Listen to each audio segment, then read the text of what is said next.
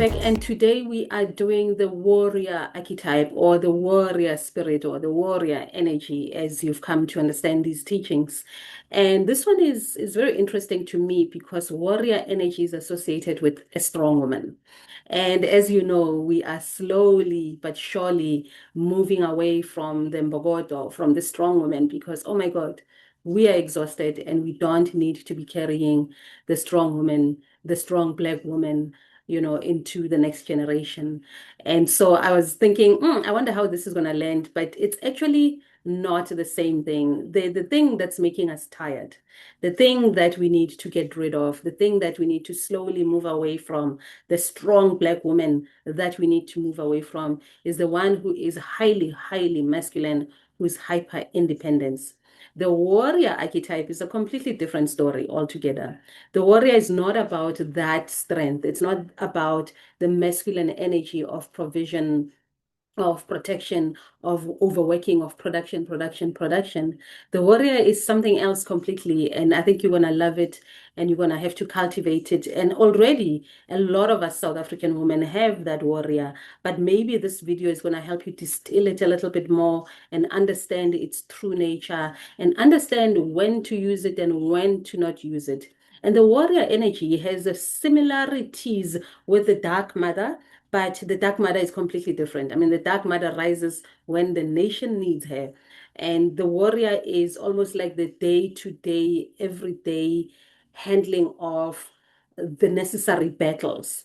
It's not necessarily about fighting, but it is fighting for what truly matters and standing up for what matters. That's warrior energy. Sort of like the dark matter, but the dark matter is here to transform and to kill what doesn't work so that new things come up. While the warrior is more about what needs to be honored, what needs to be taken care of, what needs taken care of, what needs to be remembered, what needs to be set in place so that we can keep going. You understand? So that's where the distinction is. So the warrior energy is about having the conviction and the courage to stand up for what truly matters at that moment for that space. I'm thinking of women in corporate right now, a lot of Black women who are in senior positions who are in corporate who really need to cultivate, and some of them have it, but to cultivate more warrior energy so that things can change in the corporate space, so that the corporate space can also be for Black women or for everybody. Maybe not necessarily for Black women only, but so that it can honestly be for everybody. Because a lot of women work and a lot of women are in corporate and we need them there. We cannot all leave. We cannot all be entrepreneurs. We cannot all run into the spiritual healing spaces and coaching spaces. Some need to stay in corporate South Africa and actually fix it. If there's any place where warrior energy needs to really emerge and to really be activated, is in corporate South Africa and political South Africa, if I may add. In parliament, in those boardrooms, in those meetings, in those important structures, because that's what's needed for things to take shape in your own little spaces, particularly if you are senior and you are sitting in a position. It makes no sense to be in that position and you are not activating the role just because you are scared you'll upset the apple cart. And you may as well. You may. This is the thing with warrior. Where does a warrior exist? A warrior exists in wars and battles. And a warrior goes there to fight. So there's this fighting spirit that needs to be activated in a lot of us women in the right spaces. Not just fight noma yini. That's another thing. A warrior is very, very strategic. And maybe that brings me to the mythological story or the mythological archetype of the warrior. Once again, sorry, I'm using Greek mythology.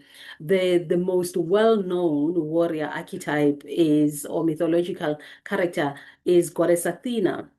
Goddess Athena was the goddess of war and the goddess of wisdom as well. Interesting. And she was the most incredible strategist of all mythological characters. She was strategic, meaning she knew when to work, when to fight. And she knew how to fight. And how Athena came to be birthed is very interesting and it's very telling. In mythology, again, Greek mythology and mythology in general is very weird.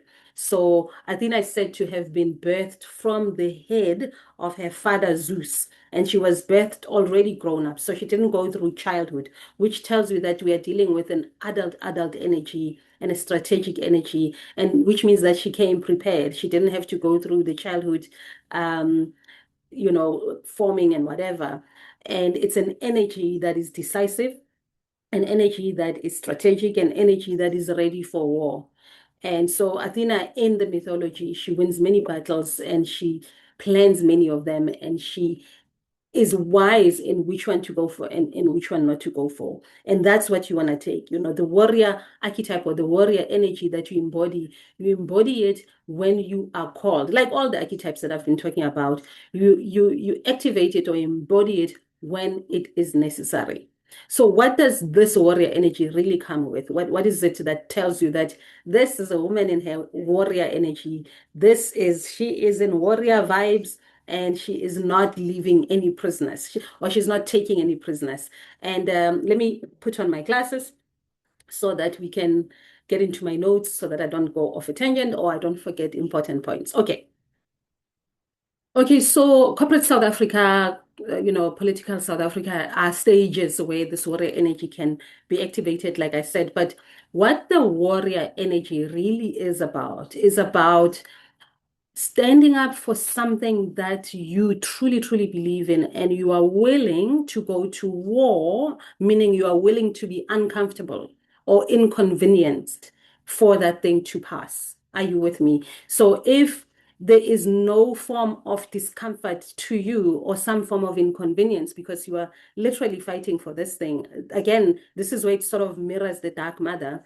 But that is what it takes, because war is not fun and games, guys. A warrior is not, a walk in a park. So there's that level of discomfort, that level of inconvenience, that level of danger, if you like, for the warrior to be called a warrior. So we need to look at this woman who is fighting the unions, or who is fighting the bosses, the directors, the shareholders, or whatever it is, and say to ourselves, oh my God, and fear for her, and fear for her life. I mean, Babita, who was killed, who was ruthlessly killed, for the Tembisa hospital tenders, was in her warrior. She was in her warrior, and she did get killed.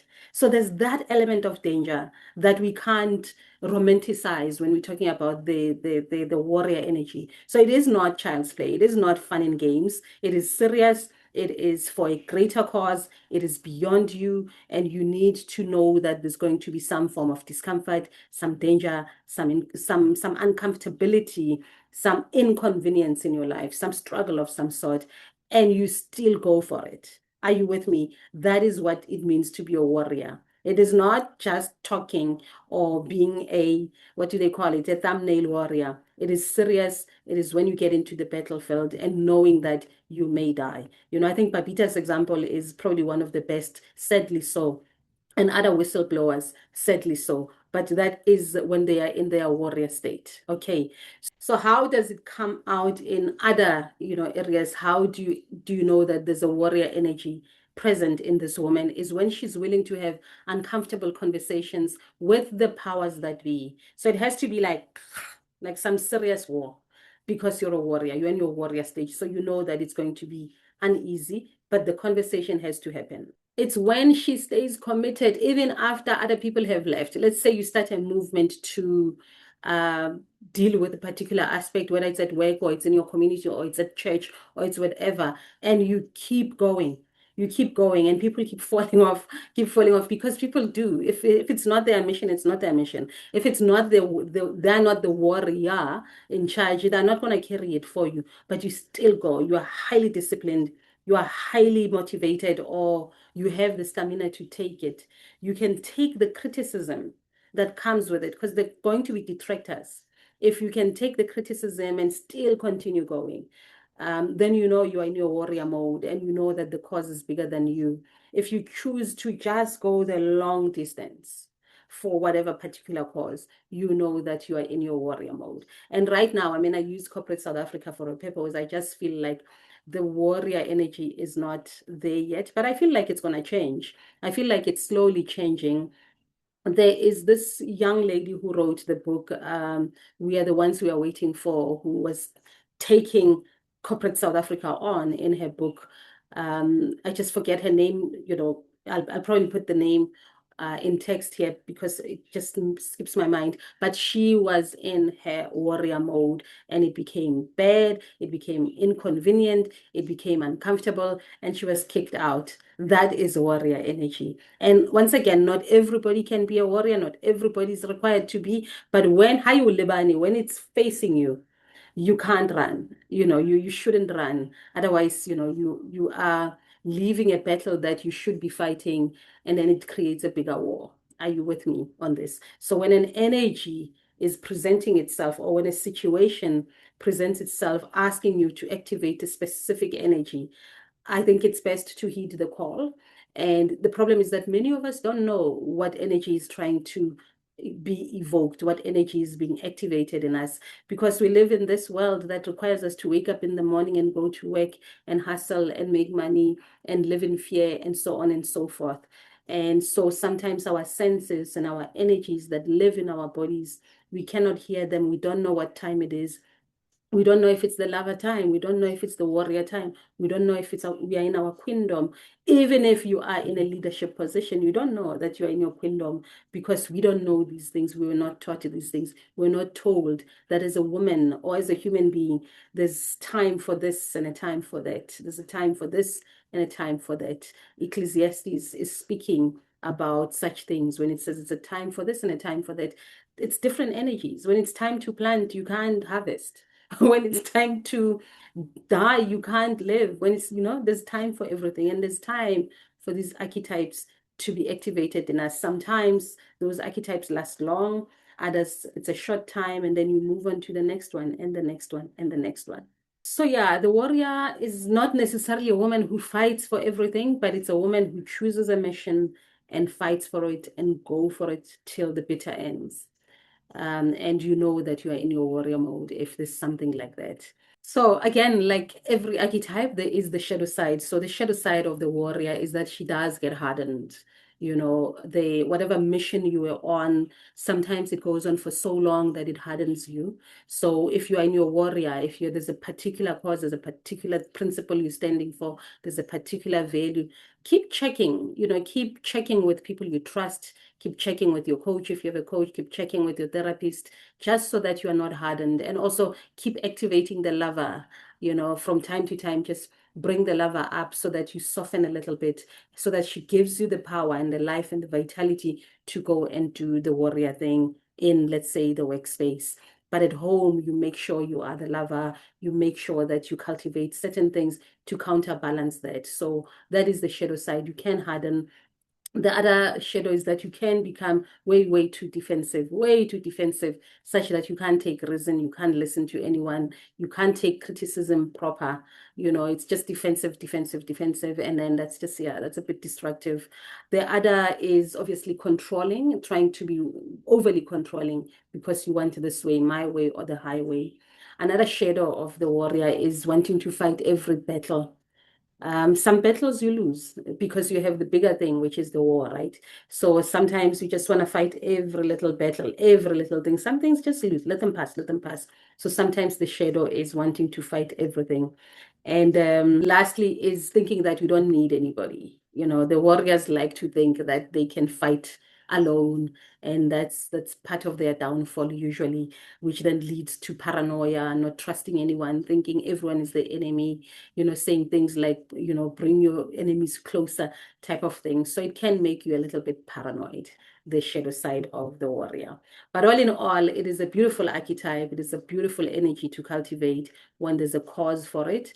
It's stunning to be in your warrior zone and stand for something. I mean, I'm also thinking that the warriors of our time, if you think of the suffragette movement, the feminist movement, particularly the earlier waves, not now, the the earlier waves of feminism. Again, if you are rolling your eyes or you're a feminist and you feel a little offended, please watch my feminism videos.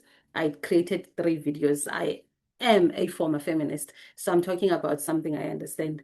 So I think the suffragettes movement, the first and the second wave feminists across the world, had the warrior energy, and that's why we are where we are today. That's why women are where they are. The mission was accomplished, maybe not completely, but maybe a different energy of the warrior needs to rise for the baton to carry on. I think the reason feminism struggles these days is because that mission was completed. Yeah, we might not necessarily have received what we wanted, but we got something. There was some, there's a massive element of freedom in women in how we walk, how we move, how we carry ourselves. Not nearly enough, but something did change, you know. Going around pretending that nothing has changed is taking us nowhere. You know, patriarchy is being cut down to size, not only by women, but also by men. Anyway, see, I'm going off a tangent because I'm not looking at the notes.